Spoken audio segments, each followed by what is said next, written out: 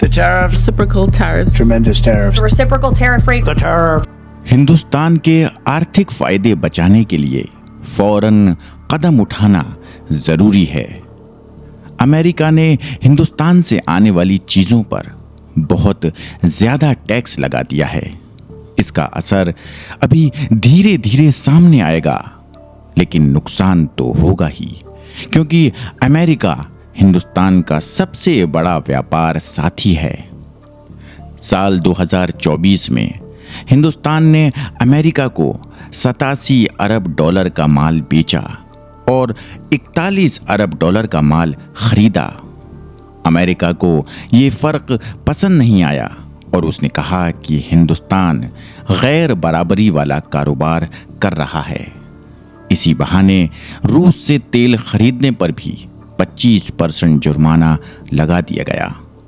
मगर रूस से कारोबार करने वाले बहुत से यूरोपीय मुल्क हैं, फिर भी हिंदुस्तान को ही टारगेट किया जा रहा है। ये सियासी दबाव की बात है। हिंदुस्तान की माली आज़ादी हमारी कौमी आज़ादी से जुड़ी हुई है। इसमें कोई समझौता नहीं हो सकता। सरकार की तरफ से अब तक जो बयान आए हैं, जैसे एस जयशंकर, पीयूष गोयल और मोदी जी के, उनसे लगता है कि हिंदुस्तान झुक नहीं रहा है।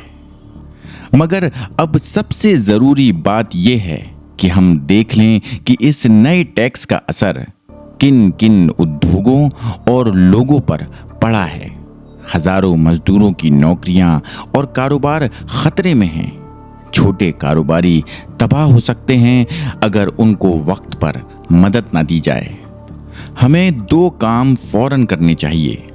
जो कारोबारी और मजदूर इस मुश्किल से परेशान हैं, उन्हें माली मदद दी जाए, जैसे कोरोना के वक्त दी गई थी। नए व्यापार साथी तलाश करें। एशिया, अफ्रीका और लैटिन अमेरिका के देशों के साथ अच्छे रिश्ते बनाएं। इसके साथ ही हमें एक लंबी सोच भी अपनानी होगी।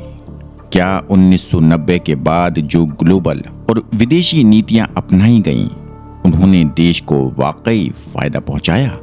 क्या हम अमेरिका और उसके साथियों के दबाव से अपने देश की हिफाजत कर पा रहे हैं? आज का ये वक्त एक चेतावनी भी है और एक मौका भी। हमें अब ऐसा रास्ता चुनना है जो हिंदुस्तान को माली तौर पर मजबूत, आज़ाद और खुददार बनाए।